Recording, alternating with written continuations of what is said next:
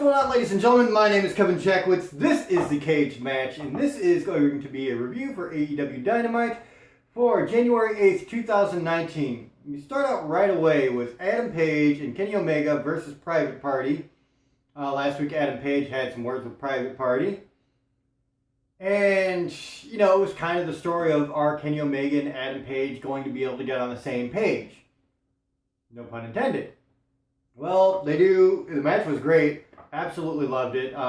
Four just top-notch guys in the ring. So you knew it was going to be a great match right off the bat. It was. Adam Page, Kenny Omega get the win, and then right after the match, you have Pac shows up on the Titantron, or whatever they call it over there, and he is got Michael Nakazawa in a submission hold, and he's just putting the pressure on and telling Kenny Omega he's going to keep doing this until he gets an answer. So you go straight from a very, very good match to a real clusterfuck. That was Chris Statlander versus Riho for the Women's Championship. They haven't had too many Women's Championship matches on here, and this one was just kind of nuts. So, the long and short is the Nightmare Collective come down, and they are very, very, very involved in this match. The referee is straight watching Chris Statlander get beat down at times, does absolutely nothing about it. There's tons of interference, but the match continues. I don't like any of that. That's the one thing that just doesn't really make sense about AEW. Like, it's not really a competition if anybody can just walk in from the locker room and beat somebody up and give the other person the win. Like, that just doesn't make sense to me. There is literally no other sport that does that, and they're saying they're trying to make this more, sports-centric, more legitimate looking.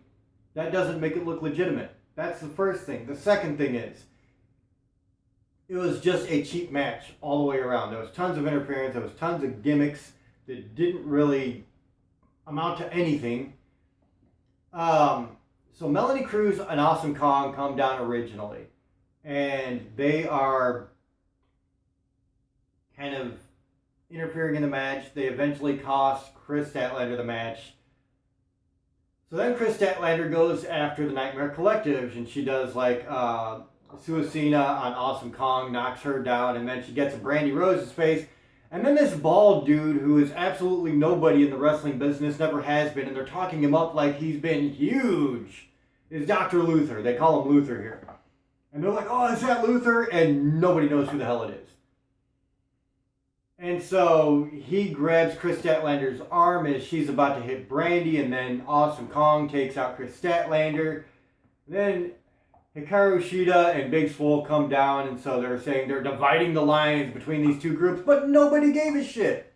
And it ruined what could have been a decent Women's Championship match. So they went from very good to very bad very quickly. I don't know, dude. The whole bit with the Nightmare Collective, like, I said that I was going to reserve judgment on the Nightmare Collective. Like, I was waiting to see what they were going to do, if it was going to get interesting. It's not. The Nightmare Collective is honestly the worst part of AEW. It really is. There is nothing good about the Nightmare Collective. Just saying.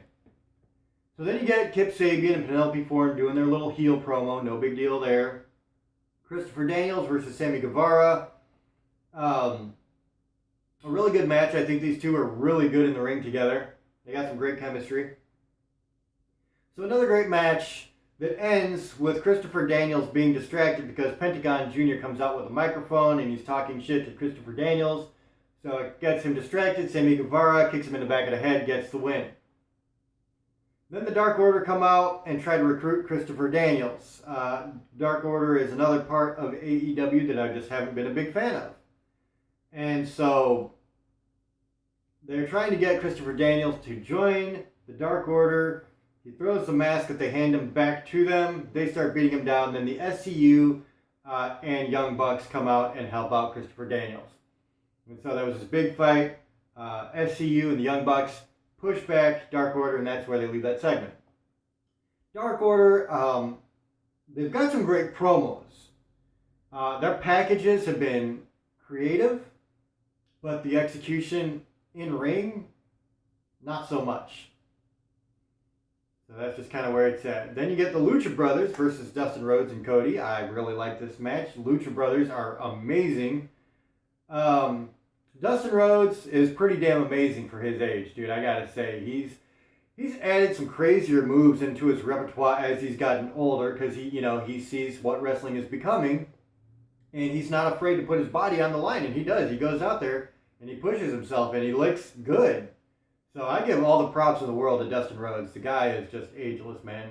His face is worn leather, but the guy is just timeless. I absolutely love him. And Cody Rhodes, he's been great storytelling in matches. This wasn't so much a great storytelling match, but it was a good match.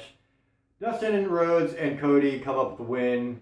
And they go to interview Cody about MJF's promo last week, giving all these crazy stipulations. Arn Anderson cuts off the interviewer and says, look, we're not going to, deal with MJF's petty games, basically. So then you get an MJF promo. Of course, he's got Wardlow out there. And so he's just talking down Cody Rhodes and, bashing everybody. And then DDP, Diamond Dallas Page, comes out, which, of course, was the guy who gave MJF his ring that he won in that tournament. And so DDP starts kind of plugging his own material a little too much, but I get it, But he also starts talking to MJF, saying what a prick he is, even takes some shots at Wardlow behind him. And so he brings out the Butcher and the Blade, and so you've got Wardlow, MJF, Butcher, and Blade out there. And DDP, God love me, 63 years old, and he actually gets in there, he's scrapping with Butcher and Blade because they attack him, and he diamond cuts both of them. And then he has kind of a face-off with Wardlow, who pushes him into MJF, who low blows him. And so it looks like they're all going to start, just jumping on DDP until QT Marshall, Dustin Rhodes comes out, a couple other guys, I think, and they kind of even the odds for DDP. And then they say that DDP is going to have a match next week. He's 63 years old. That is going to be interesting. I love DDP. I know he said he wants to get in the ring. It's got to be tough, man. It's going to be tough. So we'll see how that goes. Then you get Jurassic Express versus Orange Cassidy, Trent Beretta, Chuck Taylor. Of course, Trent and Chuck just going by Trent and Chuck now. And this had all the crazy silliness that you would expect from Lucha Express and Orange Cassidy. There was the bit where Orange Cassidy gets tagged in and everybody pops and he's kicking Luchasaurus like he does, completely lazily. It had some really good moments. So it was silly, it was fun, but it actually was fun. And that was one of the things that I think separates it. Like, there was some really good moments here.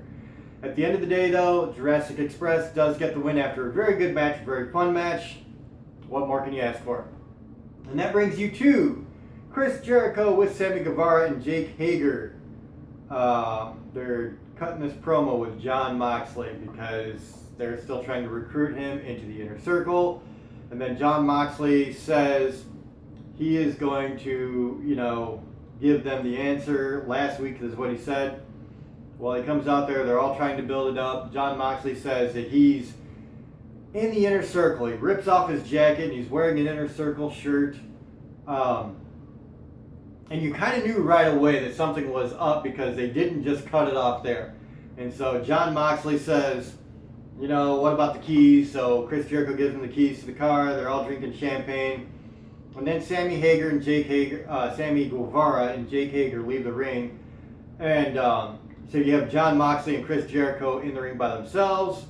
You already know it's coming. There's a bunch of bottles of champagne that they've been drinking throughout this whole bit. A little bit of the bubbly. And then Moxley grabs one of those bottles and says, oh, by the way, Chris, I was just kidding. There's no way I'd join your stupid group. Smashes him over the head with a bottle. Sammy Guevara comes in, hits him with the DDT, and then Jake Hager comes in and he just takes off through the crowd. He's got the keys to the car. It was a really good pop. It was a great way to end the show. So overall, the show is still really, really good. Honestly, I'm not going to nitpick because of one thing, although that one thing is going to drop that score down, guaranteed, because it was really, really bad. So you have a great opening with Adam Page and Kenny Omega versus Private Party. I really liked it. Sammy Guevara and Christopher Daniels was really good. Lucha Brothers versus Dustin and Cody was good. Jurassic Express versus Orange Cassidy, Trent and Chuck was really good. The closing bit was really good. The Dark Order stuff could have been left out, and the entire whole Nightmare Collective for the Women's Championship match could have been left out. So, I'm going to give it a 6.5 out of 10, which is still above average. And it's on the borderline of being really, really good. But they got to fix the Nightmare Collective and the Dark Order bits. Those, to me, are really kind of hindering what could be an amazing show still. Like, they came out of the gate on fire. But now they're kind of getting these stupid gimmicks. And I'm not a big fan of stupid gimmicks. I never have been. Not even in the 80s. I felt like all the gimmick wrestlers were just like clowns. So they got to get rid of that, in my opinion. I mean, it's okay to have a gimmick, but not like even Chris Statlander with the alien bit. You know how many wrestlers have made it to like superstar status having a gimmick like that? The only one I can actually think of is Undertaker. And I guess you could say Kane.